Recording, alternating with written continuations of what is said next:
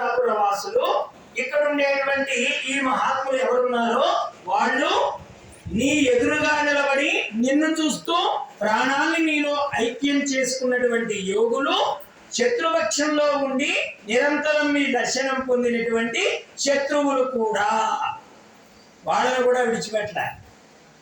నిప్పు మంచివాడు ముట్టుకుంటే నేను కానని కానీ, చెడ్డవాడు ముట్టుకుంటే నేను కాలతానని కానీ రెండు భేదాలు నిప్పుకు లేదు. చెడ్డవాడు ముట్టుకున్నా మంచివాడు ముట్టుకున్నా నిప్పు అంటే కాలి తీరుతుంది. అలాగే పరమాత్మని కూడా నువ్వు ఏ భావనతో అనుభవించినా ఆయన దర్శనంలో కలిగేటువంటి అనుభూతి మాత్రం నిన్ను అంతకన్నా పోదు. అలాగా ఎదురు సమూహంలో ఉన్న వారికి కూడా ఆనందాన్ని ఇచ్చినవాడు. దుర్యోధనాదులు, కర్ణులు, దుశ్శాసనులు వీళ్ళందరూ ఉన్నారే, వాళ్ళు కూడా ఎదురు సమూహంలో ఉండి కృష్ణ భగవానుడి దర్శనం చేసుకొని ఆనందం వాళ్ళు పొందారు. అయితే ఇది ఆనందము అని వాళ్ళకు తెలియలే. అర్థమైందా? ఈ ఆనందం తెలిసి కనుక పొంది ఉంటే, తెలిసి కనుక అనుభవించి ఉంటే వాళ్ళు ముక్తులయ్యేవాడు. తెలియకుండానే దాన్ని వాళ్ళు పొందారు. మరి ఇక్కడ ఏం చెప్పాడు ఆయన? పంచశర భల్లజాల విభజ్యమాన వివసమాన సమై వల్లవీ సమూహము ఇతని అధరామృతము గ్రోలు ఎల్లపొద్దు. పంచశర భల్లాజమాన విభజ్యమాన వివసమాన సమై అంటే అర్థం ఏంటంటే మన్మధుడు యొక్క 5 బాణాలు. పంచ తన్మాత్ర సాయక. ఎక్కడదండి ఈ పేరు? లలితా సహస్రనామంలో అమ్మవారికి పంచతన్మాత్ర సాయక. అమ్మవారు 5 బాణాల చేత జీవులలో చలనం కలిగిస్తుంటుందట. ఏమిటి 5 బాణాలు? శబ్ద, స్పర్శ, రూప, రస, గంధాలు. సాయకములు అంటే బాణాలు. పంచతన్మాత్ర సాయక అంటే 5 తన్మాత్రల చేత ఈ జీవులలో ఉండి ఇవన్నీ కలిగించిన దానవు నీవే. వింటున్నామంటే అమ్మ కారణం. శబ్దం తాగుతున్నాము అంటే అమ్మ కారణం. శబ్ద, స్పర్శ, రూప, రస, గంధాలు ఈ 5 తన్మాత్రలకి కారణం ఎవరు?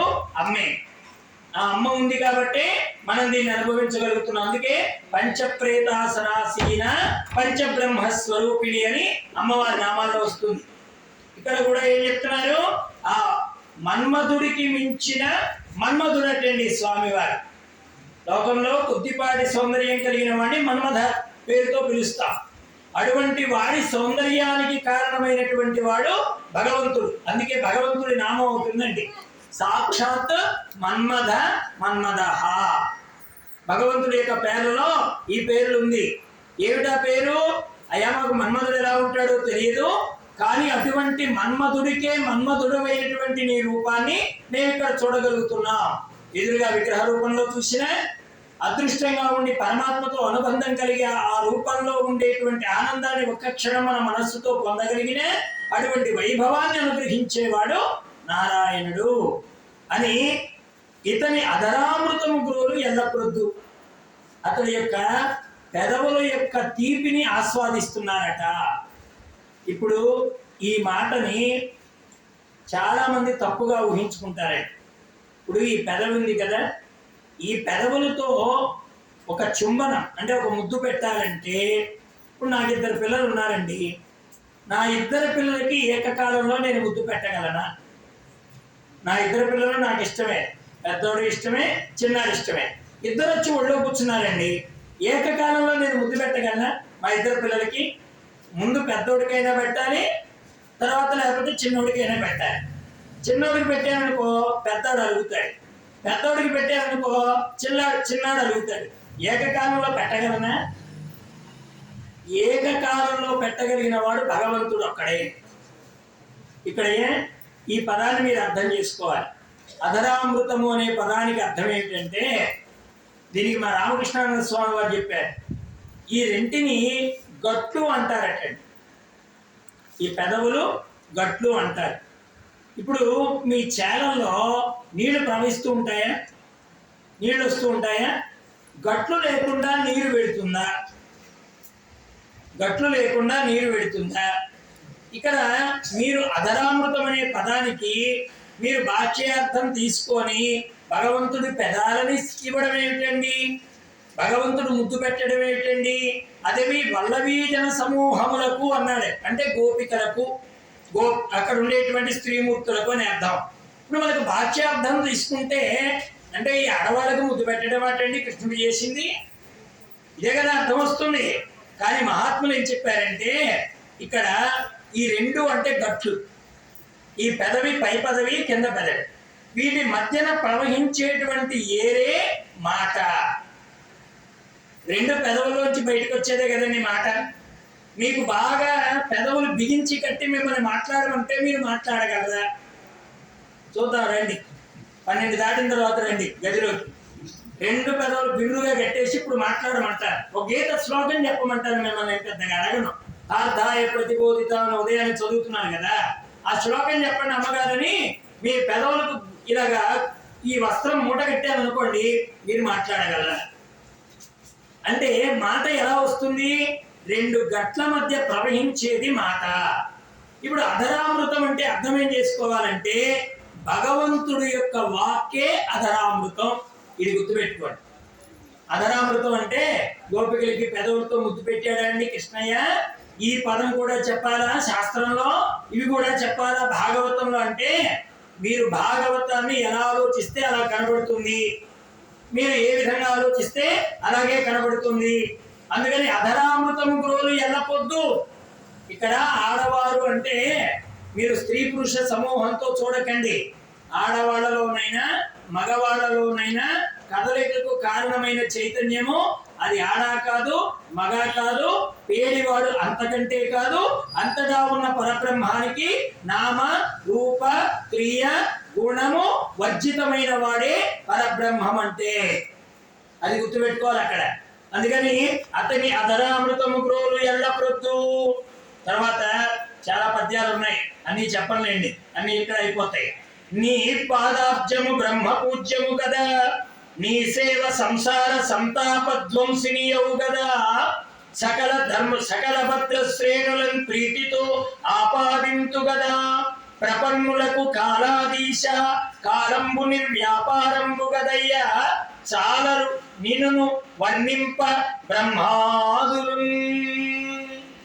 గోపికలు చెప్తున్నారండి ఇక్కడ ఈ పద్యాలు. వాళ్ళు ద్వారకావాసులు చెప్తున్నారు ఈ పద్యాలు. ఏం చెప్తున్నారు వాళ్ళు? నీ పాదాబ్జము బ్రహ్మ పూజ్యము కదా. లోకంలో కొద్దిగా పీఠాధిపతులైతే వాళ్ళ పాదం పట్టాలంటేనే మధ్యవర్తులు అవసరం అవుతున్నారు, అవునా కాదా? ఎవరైనా కాస్త పేరెన్నిక పీఠాధిపతులు ఎవరైనా వచ్చారనుకో, వాళ్ళ పాదం పట్టుకోవాలంటే కాస్త తెలిసిన వాళ్ళు పట్టుకోవాలి. వాళ్ళ దాకా పెడితే ఆ పాదం అందుతుంది. మళ్ళీ ఆ పాదానికి కూడా రేటు కట్టేటువంటి లక్షణం వచ్చేసింది కలియుగంలో. మా గురువు గారికి పాద పూజ చేస్తే 1016 పెట్టాలి, 5116 పెట్టాలి. కొంతమంది వాళ్ళ స్థాయికి తగ్గట్టుగా ఈ జరుగుతుందండి కలియుగంలో. కానీ కృష్ణ పాదం అటండి అది సర్వులకి వితరణ చేయబడిన పాదం. అందరికీ అందే పాదం ఏమిటంటే భగవంతుడు ఒక్కడేనండి. భగవంతుడి పాదం ఒక్కటే అందరికీ అందేది, మిగతా వాళ్ళ పాదాలన్నీ దూరమే. ఇప్పటికిప్పుడు మా నాన్న కాళ్ళు కొట్టుకోవాలని ఉందండి నాకు, నేను బ్రతిపడిపోవాలి, నేను పోయిన ఆయన ఇంట్లో ఉండాలి, అవునా కదా? ఇప్పటికిప్పుడు నాకు మా అమ్మ పాదాలు పట్టుకోవాలని ఉంది, ఆమె ఎక్కడుందో నేను ఎక్కడున్నాను కదా. ఇప్పుడు నా పాదం నాకు పట్టుకోవాలని కష్టమేనండి, నేను వంగాలి. ఇప్పుడు ఇలా వంగితేనే నా పాదం నాకు అందుతుంది. నా పాదం నాకు అందడానికి ఇంత శ్రమ అయితే తేలిగ్గా అందే పాదం ఏమిటంటే భగవంతుడే. నీ పాదాబ్జము బ్రహ్మ పూజ్యము కదా. ఆయన పాదమే తేలిగ్గా అందుతుందండి. అది బ్రహ్మము కడిగిన పాదము, బ్రహ్మము తానని పాదము, చలగి వసుత గొలచిన నీ పాదము, బలితర మోపిన పాదము, కామిని పాపము కడిగిన పాదము, పాము తల నిడిన పాదము అన్నాడు అన్నమాచార్యులు వారు. ఈ పాదం తక్కువటయే, అలా చూసి ఇంత తేలిక లభ్యమవుతుంది అనుకుంటున్నారే కానీ ఆ పాదము గొప్ప పాదము, అది బ్రహ్మ పూజ్యము. బ్రహ్మ సేవించాడు ఆ పాదాన్ని. నీ సేవ సంసార సంతాపధ్వంసినియవు కదా. లోకంలో సంసార తాపం పెరుగుతుంది అని మంటకు దగ్గర కాకపోతే, మంట ఎక్కువ కాకపోతే తక్కువ అవుతుందా చెప్పండి? చలిమంట దగ్గర కూర్చుంటాం, మొదట్లో బాగా దగ్గర కూర్చుంటాం, ఎందుకని ఒంటికి చలి ఎక్కువ, మంటకి వేడి తక్కువ. అందుకని బాగా దగ్గరికి జరుగుతాం. మంట పెరుగుతూ ఉంటే వీడు వెనక్కి జరుగుతూ ఉంటాడండి. ఎందుకంటే వీడి దగ్గర అయితే వాడు వస్తాడు. అంటుకున్న మంట వాడిని అంటుకున్నాడు, వాడు లేకుండా పోతాడు. పొద్దున్న చలి కాచుకోవడానికి వాడు ఉండడు, చలి కాచుకోవడానికి వాడు ఉండాలంటే మంట పెరుగుతూ ఉంటే వీడు వెనక్కి రావాలి, ముందుకు పోతే వాడే ఉన్నాడు. కానీ సంతాపధ్వంసిని అవు కదా. విచిత్రం ఏమిటంటే సంసారంలో దుఃఖం ఉంది ఉంది ఉంది అని తెలిసి దానికి ఇంకా దగ్గరికి పోతున్నామండి. దగ్గరికి పోతే ఒళ్ళుగా చల్లదనం ఎక్కడ వస్తుందండి? మానవులు అనుకుంటారు నా పెద్దాడి పెళ్ళి అయితే భాగవతం దగ్గరికి వస్తా, నా చిన్నాడి పెళ్ళి అయితే భాగవతం దగ్గరికి వస్తా. ఈ లోపల మనవాళ్ళు వస్తారు దిక్కుమానేవాడు. ఇప్పుడు వాడు రానివాడు. పెద్దవాడికి పెళ్ళి అవుతుంది, చిన్నాడికి పెళ్ళి అవుతుంది. ఏమా భాగవతానికి రావట్లేదంటే ఈ లోపల ఒక లింగుడు ఎవడో వస్తాడు, వాడిని కొట్టుకురావాలి మళ్ళీ. ఇప్పుడు వాడికి పుట్టిన తర్వాత మళ్ళీ లోపల చిన్నాడు ఊరుకుంటాడా? వాడు సంసారంలో వాడిని ఏమన్నా కంటాడు. ఇప్పుడు వాడిని ప్రధానేశ్వరం తిరగాలి, ఆఖరికి నిన్ను నలుగురు మొయ్యాలి. అర్థమవుతుందా? సంసారం అంటే ఇంత కాకపోతే ఏముందండి? సంసారత్వాపదంశిని కదా. విచిత్రం ఏంటంటే మంట దగ్గరికి జరిగే కొద్దీ నాకు చల్లదనం కావాలనడం ఎంత ఆశ్చర్యకరమో. భగవంతుణ్ణి వదిలిపెట్టి సంసారంలో పరుగులు పెట్టి నాకు సంసారం తాపం అందుతుందండి, నేను దీనిలో నుంచి బయటపడాలంటే కుదరడం లేదండి అనేవాడు కూడా అలాంటి వాడే. అందుకని నీ సేవ సంసార తాప ధ్వంసిని అవు కదా. వాళ్ళు అంటున్నారండి నీ సేవ చేస్తే సంసార తాపాలు పోతాయి. సకల భద్రశ్రేణులను ప్రీతితో ఆపాదింతు కదా. సకల భద్రశ్రేణులను ప్రీతితో ఆపాదింతు కదా. నిన్ను సేవించిన వాడికి రక్షణ అన్ని వైపులా కలుగుతుంది అన్నారే. చూడండి, చిన్నపిల్లల్ని తండ్రి కొడుతుంటే ఎవరి దగ్గరికి వెళ్తాడు? తల్లి దగ్గరికి వెళ్తాడు. తల్లి ఏం చేస్తుంది? వాడి చీర కొంగుని వాడి శరీరానికి చుడుతున్నాయి. వాడు పోగానే దేన్ని ఆశ్రయిస్తాడు? అమ్మా నాన్న కొడుతున్నాడే అని ఆ రెండు కాళ్ళని ఆశ్రయిస్తాడు. తల్లి రెండు కాళ్ళని ఆశ్రయించడానికి ఆవిడేం చేస్తుంది? తన చీర కొంగులో వాడిని ముడేస్తుంది. ఈ ముడేసి తన రెండు చేతులు వాడికి అడ్డుపెట్టి దెబ్బ నన్నైనా కొట్టండి కానీ నా పిల్లాడికి తగడానికి వీల్లేదు అంటున్నారా? అంటలేదా తల్లులు? ఇది మనకు అనుభవమా కాదా? ఒక్క తల్లిని రక్షణ కోసం ఇంత తపన పడితే సర్వేశ్వరుడైన పరమాత్మ నీ రక్షణకి ఇంకెంత తపన పడతాడు కదా. ఎప్పుడైనా ఇది ఆలోచించామా? తల్లిని నమ్ముతున్నామే కానీ ఈ తల్లికి తల్లి అయినటువంటి వాడు జగన్మాత జగత్పిత స్థాయిలో ఉన్నటువంటి పరమాత్మ మన రక్షణ చెయ్యడా? అందుకని సకల భద్రశ్రేణికి ప్రీతితో నాపాదించు కదా. ప్రపన్నులకు కాలాదీశ కాలము నిర్వ్యాపారము కానరయ్యా నిన్ను వర్ణింప బ్రహ్మాదులను. నిన్ను పొగడాలంటే 4 తల బ్రహ్మ కూడా సాధ్యం కాదయ్యా. కాలంలో ముడిపడి కాలంలో ఉండి కాలగర్భంలో కలిసిపోయి కాలంతో నిమిత్తమైన దేహం కలిగిన మేము కాలానికి ధీషుడమైనటువంటి వాడివి నీవు. అంటే 3 కాలాల్లో ఉండేవాడివి నీవు. కాలంలో ముడిపడిన మా జన్మలతో కాలానికి మూలమైన నిన్ను మేము పొగడలేమయ్యా అని ఆయన పాదాన్ని ఆశ్రయించాడు. ఎవరు? అక్కడ ఉన్నటువంటి ద్వారకావాసులు. ఉన్నారము సౌఖ్యంబున. ఇప్పుడు ఎవరైనా ఊరికి వెళ్ళగానే ఏమంటారండి? బాగున్నారా? మీ బంధువులు బాగున్నారా? మీ అబ్బాయి బాగున్నాడా అని అడుగుతాను కదా. ఈ అడగడం కూడా ఒక రకమైనటువంటి వెలితి వస్తుందేమోనని కృష్ణుడి దగ్గర నుంచి ఆ వెలితిని కూడా భరించలేక బాగున్నారా అని అంటే సందేహం ఉంటేనేగా మాట్లాడుతాం. ఇప్పుడు మీరు ఎవరైనా బాగున్నారా అంటే అర్థం ఏంటి? ఒకప్పుడు బాగాలేమని కదా అర్థం. ఆ మాట కూడా కృష్ణుడి నుంచి అనిపించుకోవడానికి ఇష్టం లేక, అంటే ఆ మాట అంటే ఈ ఆనందం ఎక్కడ వెళ్ళిపోతుందోనని వీళ్ళే మాట్లాడుతున్నారు. కృష్ణ నీ అనుగ్రహంతో మేము బాగున్నాం. ఉన్నారము సౌఖ్యంబున విన్నారము నీ ప్రతాప విక్రమ కథలను. విన్నారము నీ ప్రతాప విక్రమ కథలను.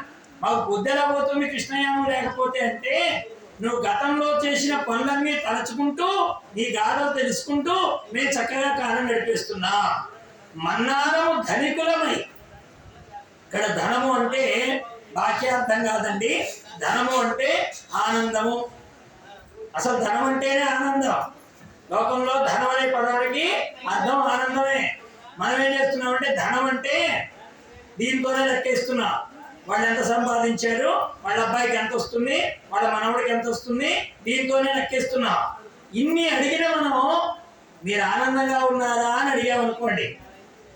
ఇప్పుడు ధనం ఉందా అని అడిగా, పర్వాలేదండి మా ఆయన బాగానే సంపాదిస్తున్నాడు, మా అబ్బాయి బాగానే సంపాదిస్తున్నాడు అని చెప్పారనుకోండి. ఆఖరిగా ఒక మాట అడగండి, మీరు ఆనందంగా ఉన్నారా అని అడగండి.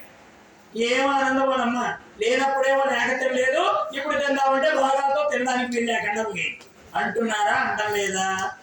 ఇప్పుడు ఆనందం ఉందా లేదా? ఒకప్పుడేమో అది లేక ఆనందం లేదు, ఇప్పుడు అది ఉండి కూడా ఆనందం లేదు. మొత్తానికి ఏం చెప్తున్నారు? ఆనందం లేదు అని చెప్తున్నారు. అవునా కదా? నిజమైనటువంటి ధనం ఆనందమే. ఎంత ధనం ఉన్నా ఆనందం లేకపోతే అది ఉన్నట్టు కాదు. అందుకని మన్నారము ధనికులమై మా ఆనందానికి కొదువు లేదయ్యా. కన్నారము తవకాంగ్రి కమలములు హరి. ఎంత అద్భుతమైన పద్యమో చూడండి. ఈ మూడింటికి కారణము నారాయణుడి పాదాలే. సౌఖ్యానికి కారణం నారాయణుడి పాదం. రెండవది, మేము ఆనందంగా ఉండి ఇంత సంతోషం అనుభవించడానికి కారణం నీ పాదములే కారణం. ఆనందానికి కారణం నీ పాదాన్ని చూడడం. అది ఇన్నాళ్లకు జరిగింది కనుక మాకు ఆనందానికి ఏం కొదవ కృష్ణ అని అన్నారండి వాళ్ళు. ఆరాటము మదినిరుగము, మా మనస్సులో ఆరాటం లేదు. పోరాటము నిండకడల పుట్టు ఊరిలో చోరాటము మనయదు నీ దూరాటము ఓర్వలేము తోయ నిద్ర. అయ్యా మాకు ఆరాటం లేదు, జీవితంలో పోరాటం లేదు, కానీ మేము ఒక్కటే కోరుకుంటున్నాం, నీ ఎడబాటు మాకు కలగకుండా ఉండుగాక, అని మాకు సర్వసౌఖ్యములను ఇచ్చునుగాక అని వాళ్ళందరూ అంటే వెంటనే స్వామివారు చక్కగా వాళ్ళని మన్నించి ద్వారకా నగరంలో ప్రవేశించి ఇలా వెళ్ళిపోయినటువంటి క్రమంలో అక్కడ పరీక్షిత్ మహారాజు గారు ఏది చిన్నపిల్లాడిగా ఉండి ఆయన జననం జరిగిన తరువాత ధర్మరాజుల వారు ఓ రోజున రాజ్యం చేస్తుండగా విదురుల వారు వచ్చారు. ఆ సమయానికి విదురుల వారు వచ్చారు. విదురుల వారు రాగానే ఆయనకు ఎదురు వెళ్ళి స్వాగతం పలికి ఇంటికి తీసుకొని వచ్చాడు. వాళ్ళ పెదనాన్నగా బాబాయ్ అవుతాడు కదా, ఆయనతో అన్నాడు, అయ్యా మా నాన్నగారు వెళ్ళిపోయిన తర్వాత మీరు మాకు వెనకాతల సలహాలు ఇస్తూ ఉంటే మేము ఇది విధంగా బ్రతకగలిగాం అని చెప్పగానే వెంటనే విదురుల వారు అన్నారు, మా అన్నయ్య ఎక్కడున్నాడు అని అడిగాడు. అన్నయ్య అంటే ఎవరండి? ధృతరాష్ట్రుడు. ఆయన ఎక్కడున్నారు అని అడిగితే ఆయనకి బ్రహ్మాండంగా చూసుకుంటున్నాను, వాళ్ళ కుమారుడైనటువంటి దుర్యోధనుడు ఉన్న అంత గొప్పగా చూసుకోలేడేమో, అలా చూసుకుంటున్నా అని చెప్పగానే వాళ్ళ అన్నయ్య గారు ఉన్నటువంటి మందిరానికి వెళ్ళారు. ఎక్కడున్నాడు ధృతరాష్ట్రుడు? పైన మందిరంలో బ్రహ్మాండంగా విలాసంగా ఉన్నాడు. వెంటనే కనకాగార కళత్రమిత్ర సంఘాతమునం ముందుటగని ప్రాణేక్షణ నుండు జంతువుల ఏకాలంబు దుర్యంగమై అనివార్య స్థితిని చంపునట్టి నిరుపాయంబైన కాలంబు వచ్చే ఉపాంతంబున మారు దీనికి మది చింతింపు ధాత్రీశ్వర. ఎంత అద్భుతమైన పద్యాలోనండి. నిజంగా భాగవతం అద్భుతం. రసమాలయం అంటారు కదా, రసమాలయం అంటే ఆ మధురం తిన్న తరువాత ఇంకా ఏది తిన్నా మీకు మధురం అనిపించదు. నిజానికి భాగవతం అంత గొప్ప రసం. ఆయన ఏమంటున్నాడంటే కనకాగార కణత్రమిత్ర సుత సంఘాతము ముందుంటగని ప్రాణైచ్చన నుండి జంతువులు ఏ కాలమున దుర్లింగమై అనివార్య స్థితిని చంపునో. మానవుడికి వయస్సుని గుర్తు చేయనివి కొన్ని ఉన్నాయి. ఏంటో తెలుసా? మొట్టమొదటిది బంగారం. బాగా బంగారం సంపాదించారనుకోండి, నాకు 60 ఏళ్ళు వచ్చాయి, 70 ఏళ్ళు వచ్చాయి, 80 ఏళ్ళు వచ్చాయి, నాకు చావు దగ్గర వచ్చింది అనుకోడటండి. ఇంకా సంపాదిద్దాం, ఇంకా కూడబెడదాం, ఇంకొక ఎకరం కొందాం, ఇంకో 40 గ్రాములు కొందాం, ఇంకో 50 గ్రాములు కొందాం, ఇదే గోలవాడికి. మొట్టమొదటిది బంగారం, ఇది వయస్సు కనిపించలేదు. రెండవది ఏమిటి? కళత్రం, అంటే భార్యతో సంబంధించినటువంటి బంధువులు. ఇక తరువాత మిత్రులు, అంటే వీళ్ళు నాకున్నారు, వీళ్ళు నాకున్నారు, నాకు ఇంతాళ్ళు ఉన్నారు, నాకు అంతాళ్ళు ఉన్నారు అంటుందే వీళ్ళు. సుత సంఘాతంబులు, అంటే కొడుకులు ఆ మనవాళ్ళకి పిల్లలు, ఇలా కొంత ఉంటుంది కదా వ్యవస్థ. వాళ్ళు ముందుటంగని ప్రాణేచ్ఛల నుండి జంతువుల నేకాలంబును దుర్లింగమై అనివార్య స్థితి చంపునట్టి ఉపాయం పైన కాలంబు వచ్చిన ప్రాంతంకుల మారు దీనికి చింతింపు దాతరీశ్వర. ధృతరాష్ట్ర మహారాజా, అసలు నువ్వేది పొందుతున్నావో నీకు తెలుసా అన్నాడు విదురుడు. ఇప్పుడు ధృతరాష్ట్రుడు ఏమన్నాడంటే, మా అబ్బాయి బ్రహ్మాండంగా చూసుకుంటున్నాడయ్యా నన్ను, 6ంటికి కావలసింది పెడుతున్నాడు, 8ంటికి టిఫిన్ పెడుతున్నాడు, 11 కాగానే భోజనం పెడుతున్నాడు, 4 కాగానే ఉపహారం పెడుతున్నాడు, 8 కాగానే చక్కని భోజనం పెడుతున్నాడు, ఇక చెయ్యకి వెళ్ళిపోవడం అంటే నాకు సుఖంగా కాలం జరిగిపోతుంది, నేను ఇది చూస్తున్నాను అన్నాడు. ఇప్పుడు విదురుడు అన్నాడు, ఇవన్నీ చూస్తున్నా బాగానే ఉంది, నిన్ను కబళించడానికి మృత్యువు కూడా నీ వాకిట్లోకి వచ్చింది చూసావా అని అడిగాడు. నిన్ను చూస్తున్నా, తినే పళ్ళాలు, కడిగే పళ్ళాలు, మళ్ళీ వచ్చే పళ్ళాలు, మళ్ళీ కడిగే పళ్ళాలు, మళ్ళీ రేపు పొద్దునకి సిద్ధం కాబడిన పళ్ళాలు, నానబెట్టిన బియ్యం, తరిగిన కూరగాయలు, వండేటువంటి పప్పులు, తరిగేటువంటి వాళ్ళు, పెట్టేటువంటి వాళ్ళు, ఇంతమందిని ఎప్పటి నుంచి చూస్తున్నామండి? పళ్ళాలు కడగడం కొత్త, కూరలు తరగడం కొత్త, బియ్యం వండడం కొత్త, తినడం కొత్త, మళ్ళీ తిన్నవి కడగడం కొత్త, మళ్ళీ కొత్త వెతుక్కోవడం కొత్త. ఎప్పుడైనా విసుగొచ్చిందా అండి? అదే భగవంతుడి దగ్గరికి రమ్మనండి. మొన్న ఇక 4 నెలల కార్యక్రమం చేశాం, మళ్ళీ ఏం కార్యక్రమం? ఇక పని పాట లేదా? మొన్న ఇక 4 నెలలు చేశాడు, మళ్ళీ మొదలెట్టారా? అదే రాత్రిగా తిన్నాం, మళ్ళీ తెల్లరేపటికి ఏమొచ్చింది? మళ్ళీ పళ్ళెం కడిగావా లేదా? పళ్ళెం దగ్గరికి వచ్చావా లేదా? మళ్ళీ ఇప్పుడు తిన్నావు 8ంటికి, మళ్ళీ 11ంటికి కడిగావా లేదా? 11ంటికి వచ్చిందా లేదా? అదే తిండి విషయానికి వస్తే ఇంద్రియానికి సంబంధించింది గంటకే తింటూ భగవంతుడి విషయం నెలల తర్వాత వింటానంటావే, ఇదేమైనా సబబుగా ఉందా అని అడిగిందని భాగవతం. ఇది సబబుగా ఉంటే అది సబబే. ఇప్పుడు తిన్నాం కదా, దీన్ని తిండి పాడుగా 4 నెలల తర్వాత మళ్ళీ తింటానే అనుకున్నాం అనుకోండి, భాగవతం కూడా వినండి. అప్పుడే సంవత్సరం తర్వాత వినండి, 4 నెలల తర్వాత వినండి. కానీ తిండి దగ్గర అలా ఊరుకోవట్లేదే. ఇవ్వాలే కానీ గంటకి మేస్తున్నాం కదండి. మరి కూడా ఒకటే లోపం, దేని పేరు దానికే. పూర్తి అన్నం తిన్న తర్వాత మంచి కిళ్ళి ఇచ్చారనుకోండి, నాలో అనిపిస్తుంది.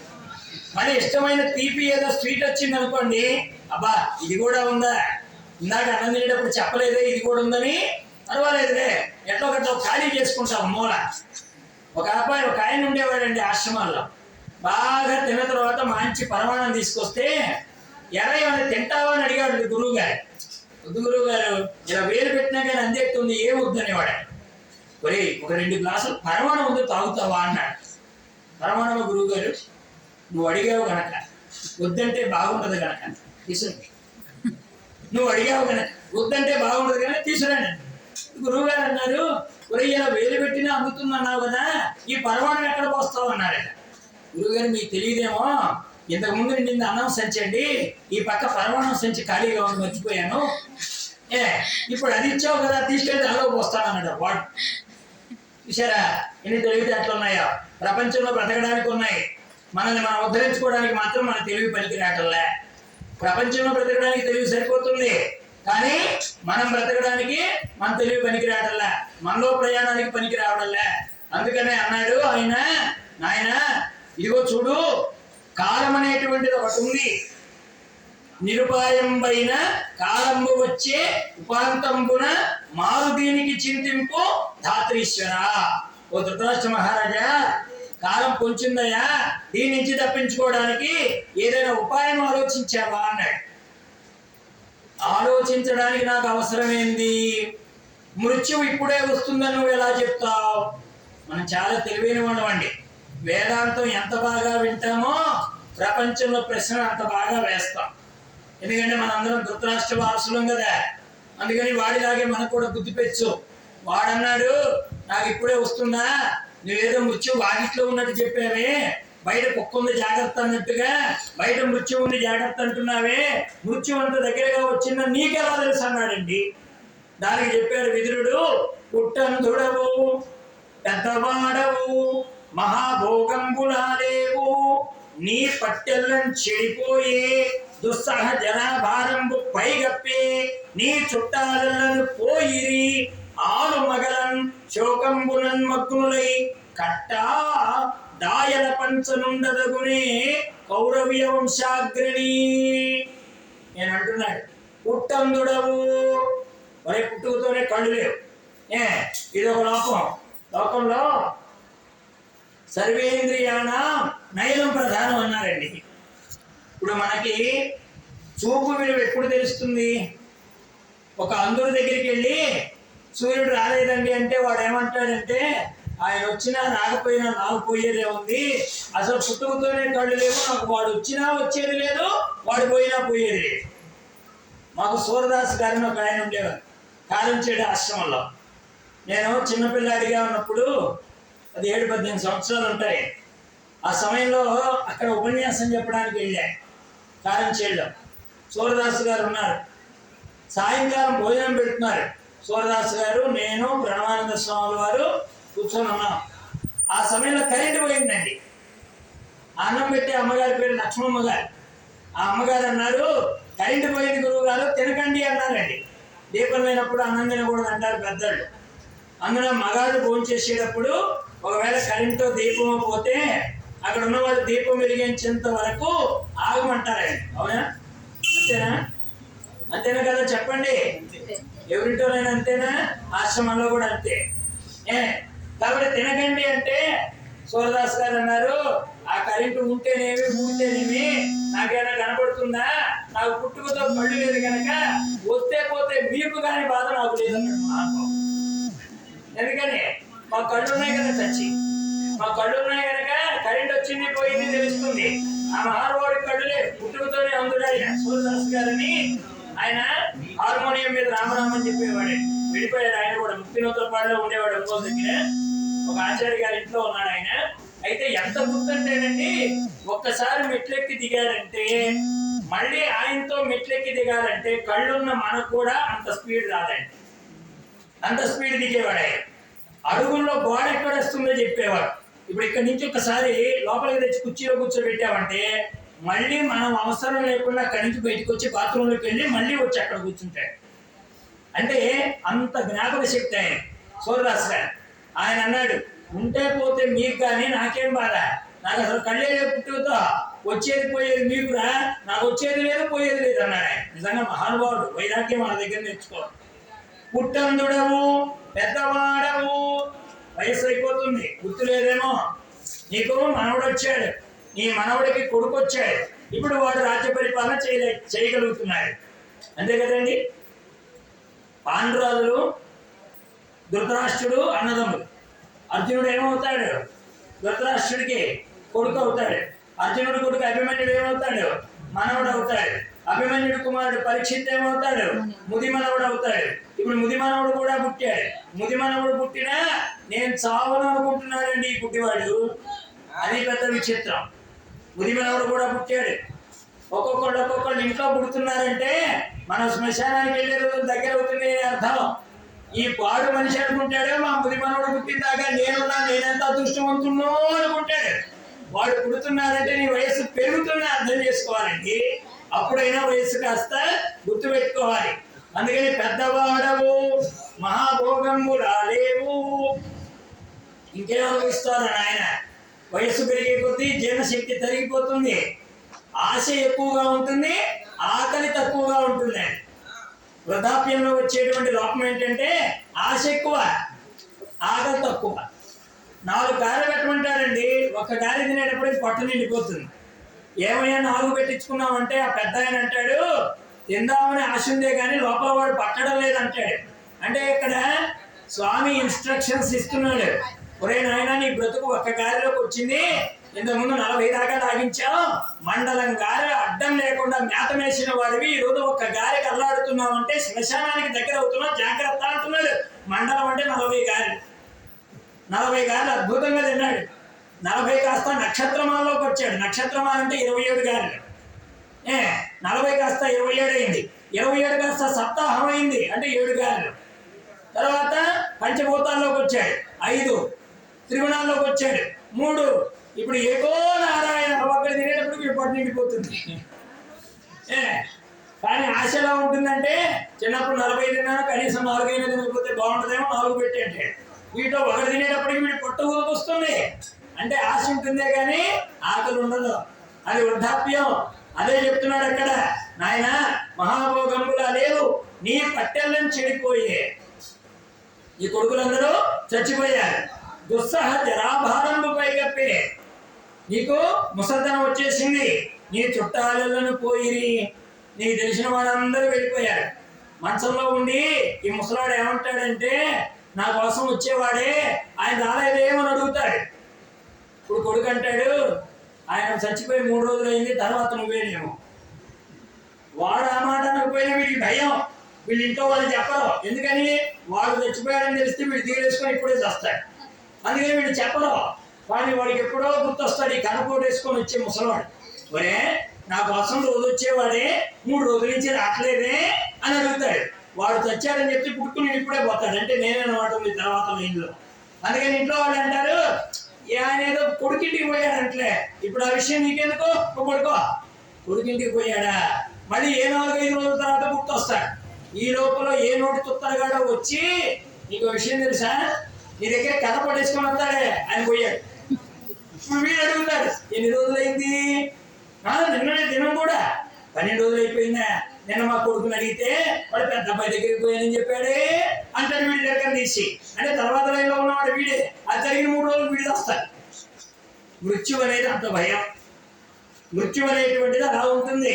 అందుకని దుస్సహ జరాభారంబు పైగప్పి, నీ చుట్టాలను పోయిరి ఆలుమగలన్, అంటే మీ ఇద్దరు భార్యాభర్తలు. ధృతరాష్ట్రుడి భార్య ఎవరండి? మంచి పని చేశాను, ఇంకా నేను కుంతి అన్నా కదా. అంటే ఈ లైన్లోనే ఉన్నారు. ధృతరాష్ట్రుడి భార్య గాంధారి.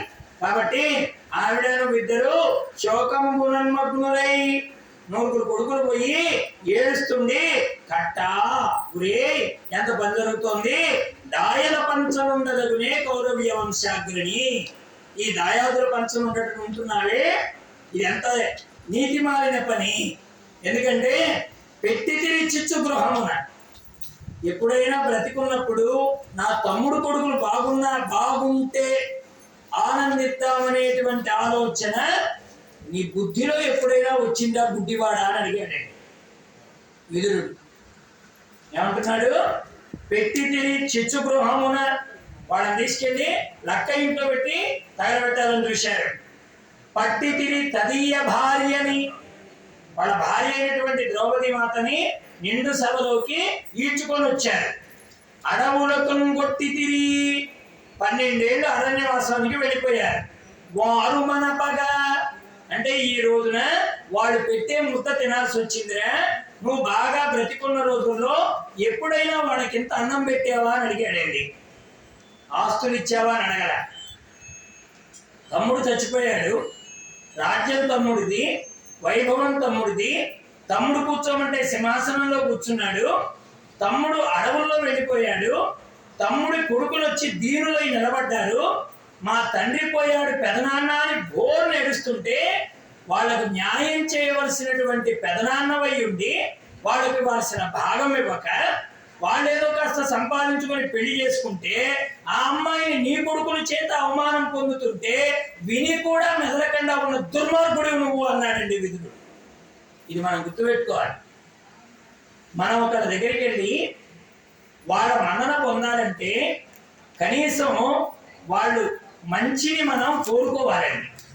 అంతేగాని బ్రతికున్నంత కాలం వాళ్ళ చెడును కోరుకొని ఈ రోజున వాళ్ళు పెట్టే ముద్ద మనం తినాల్సి వస్తే సిగ్గు లేకుండా పోయి చెయ్యి చాచడం అంటే అది ఎంతటి హీనమైన పనో చెప్తోంది భాగవతం.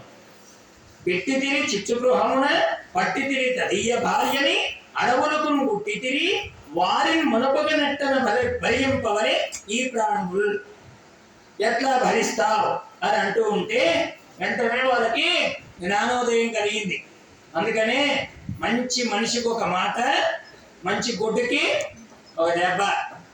1కి 2 మార్లు చెప్తారు మనిషికి బాగుపడమని, 3వ మారు వినకపోతే చెప్పిన వాడికే చేటు.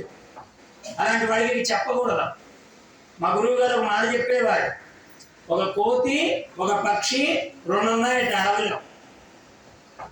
అయితే ఈ కోతి పని ఏమిటి? ఆ కొండ మీదకి బాటిల్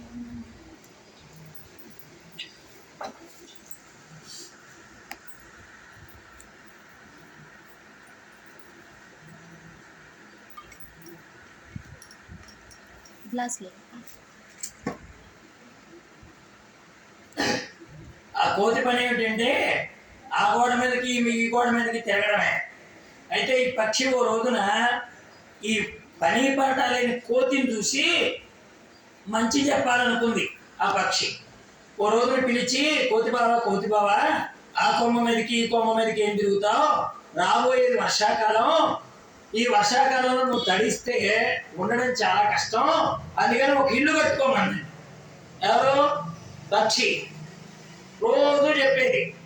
ఈ కోతికి బాగా కోపం వచ్చేది.